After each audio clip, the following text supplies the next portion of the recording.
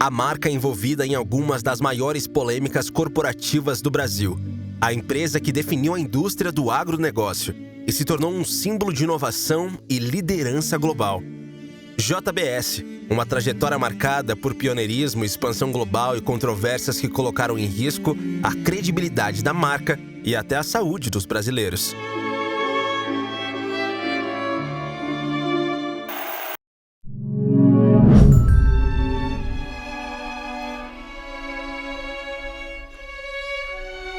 José Batista Sobrinho, mais conhecido como Zé Mineiro, nasceu em 1931 em uma família humilde no estado de Minas Gerais.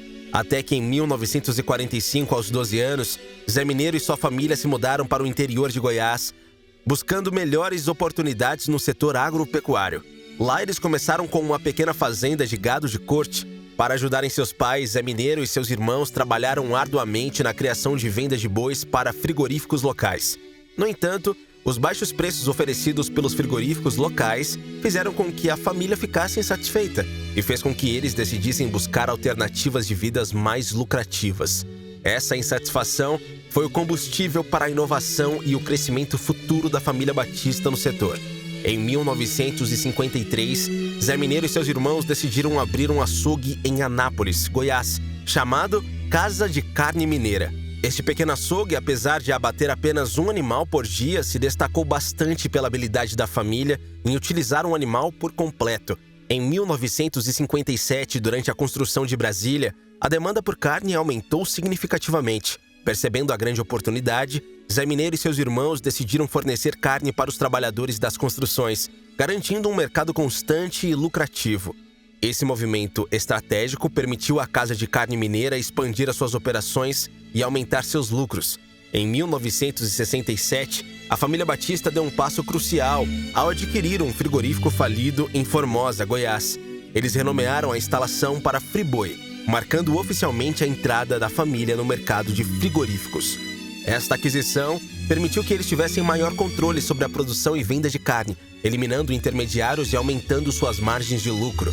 Zé Mineiro e seus irmãos implementaram uma abordagem verticalizada no negócio, controlando todas as etapas da cadeia produtiva, desde a criação do gado até a venda do produto final.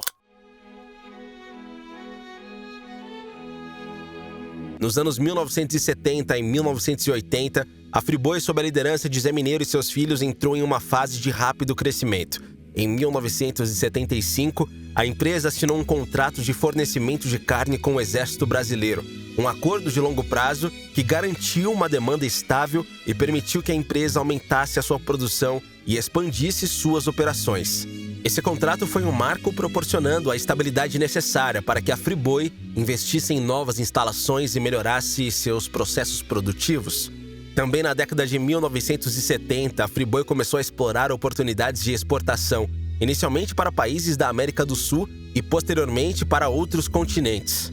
Esta estratégia de internacionalização ajudou a Friboi a se tornar uma das principais exportadoras de carne bovina do Brasil. A Friboi adotou uma estratégia agressiva de fusões e aquisições para impulsionar o seu crescimento.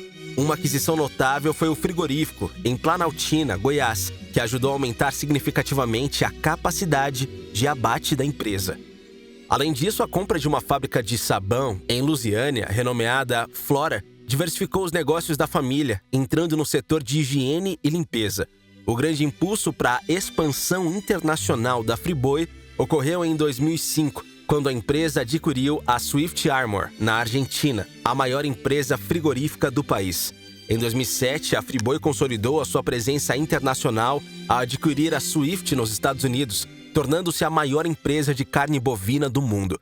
Essa expansão foi crucial para o posicionamento global da Friboi, que passou a se chamar JBS, representando as iniciais de José Batista Sobrinho. Em 2007, a JBS comprou 50% da empresa italiana Inalca, ingressando no mercado europeu de alimentos. Em 2008, a JBS adquiriu a australiana Tasman Group por $150 milhões e a divisão de carne bovina da Smithfield Foods, nos Estados Unidos, por $565 milhões. A empresa consolidou sua liderança global, operando 21 plantas no Brasil e 5 na Argentina, com uma capacidade de abate de 20 mil cabeças de gado por dia. A JBS se tornou uma potência no setor de carnes, conhecida por sua eficiência operacional e capacidade de integrar novas aquisições rapidamente e de forma eficaz.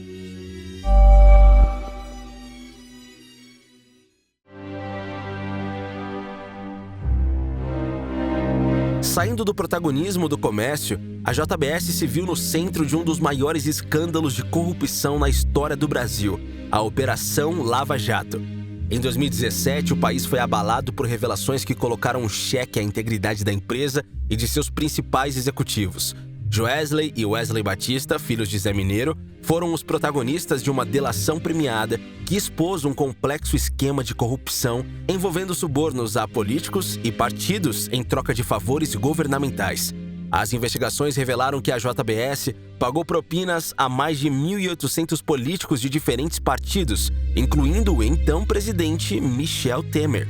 Esses pagamentos eram feitos para garantir benefícios como financiamentos do BNDES, Banco Nacional de Desenvolvimento Econômico e Social, a juros subsidiados, isenções fiscais e outras vantagens que facilitavam a expansão agressiva da JBS. Os irmãos Batistas confessaram que o montante pago em propinas ao longo dos anos ultrapassava centenas de milhões de reais.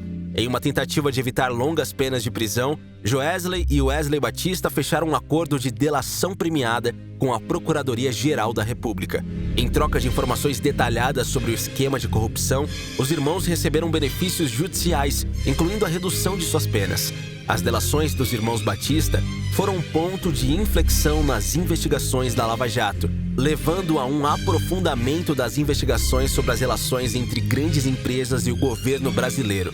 As gravações apresentadas pelos irmãos incluíam conversas comprometedoras com políticos de alto escalão, incluindo o presidente Michel Temer e outros líderes influentes. Uma gravação particularmente impactante, revelada pelo jornalista Lauro Jardim, do jornal O Globo, mostrava uma conversa entre Joesley Batista e Michel Temer sobre a compra do silêncio do ex-deputado Eduardo Cunha, que estava preso na época. Essa gravação foi um dos pontos altos do escândalo, gerando uma crise política que ficou conhecida como Joesley Day, o dia em que a Bolsa Brasileira despencou 9% e o dólar disparou 10%. O escândalo de corrupção teve um impacto devastador nas ações da JBS. No Joesley Day, o Ibovespa sofreu uma das maiores quedas diárias de sua história. A confiança dos investidores na JBS foi severamente abalada, resultando em uma desvalorização significativa das ações da empresa. Entretanto, apesar do impacto inicial, a JBS demonstrou uma notável capacidade de recuperação. A empresa adotou uma série de medidas para restaurar a confiança dos investidores e do público. Uma dessas medidas foi a assinatura de um acordo de leniência com o Ministério Público Federal, no qual a JBS se comprometeu a pagar uma multa de 10,3 bilhões de reais ao longo de 25 anos. Esse acordo foi crucial para permitir que a empresa continuasse operando enquanto enfrentava as consequências legais de suas ações. Além do acordo de leniência, os irmãos Batista e outros executivos da JBS enfrentaram várias ações judiciais. Joesley e Wesley Batista foram presos por um breve período, mas conseguiram a liberdade provisória após alguns meses. Apesar disso, eles foram acusados de manipulação de mercado e uso de informações privilegiadas, pois haviam vendido grandes quantidades de ações da JBS e comprado dólares antes da divulgação pública das delações, lucrando com a queda das ações e a alta do dólar. Outro episódio crítico e prejudicial para a imagem da JBS envolveu a descoberta de fragmentos de plástico em produtos da marca Friboi. Esse problema ganhou público quando consumidores começaram a relatar a presença de materiais estranhos em carnes embaladas, compradas em diferentes pontos de venda pelo Brasil.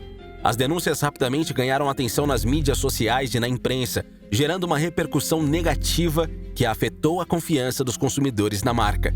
A resposta da JBS foi rápida. A empresa prontamente retirou do mercado os lotes de produtos suspeitos, demonstrando uma postura proativa na proteção dos consumidores. Além disso, ela lançou uma investigação interna para identificar a origem dos fragmentos de plástico e entender como eles poderiam ter contaminado os produtos. a JBS afirmou que a segurança alimentar e a qualidade dos seus produtos são prioridades absolutas e que todas as medidas necessárias seriam tomadas para resolver a questão. Então a empresa formou uma equipe de especialistas em segurança alimentar e controle de qualidade para garantir uma investigação abrangente.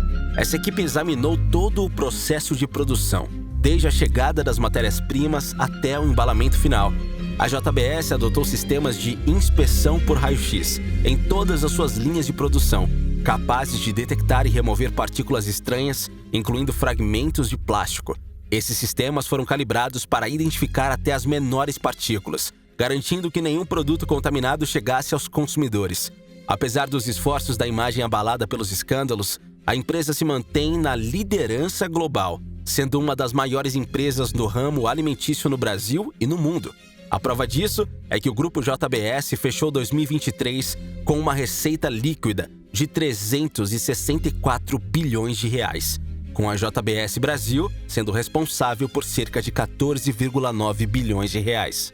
E agora que você já conhece a história da JBS, se você é empresário ou gestor e quer aumentar os resultados do seu negócio com estratégias pensadas para a sua empresa, clique no link da descrição e marque agora sua sessão estratégica gratuita. Você receberá uma consultoria completa e um plano de ação personalizado que vai te orientar sobre como lidar com os maiores desafios do seu negócio, te revelando o que você precisa fazer para lucrar, faturar e crescer mais em 2024. Essa é a oportunidade única do Grupo Ideal Trends, uma empresa versalista com mais de 30 empresas e projetos no Brasil e Estados Unidos. Um grupo serial com valuation bilionário que forma inúmeros líderes de mercado. Você não vai perder a maior oportunidade do seu negócio. Clique agora e garanta a sua sessão. Agora comenta aqui o que mais te marcou na história da JBS. Queremos saber a sua visão. Se você gostou do vídeo, deixe o seu like. E se quiser descobrir mais histórias por trás das gigantes do mercado, inscreva-se e ative as notificações. Postamos todos os dias e é assim que você fica por dentro das maiores novidades do mercado. Muito obrigado pela sua atenção e até o próximo vídeo.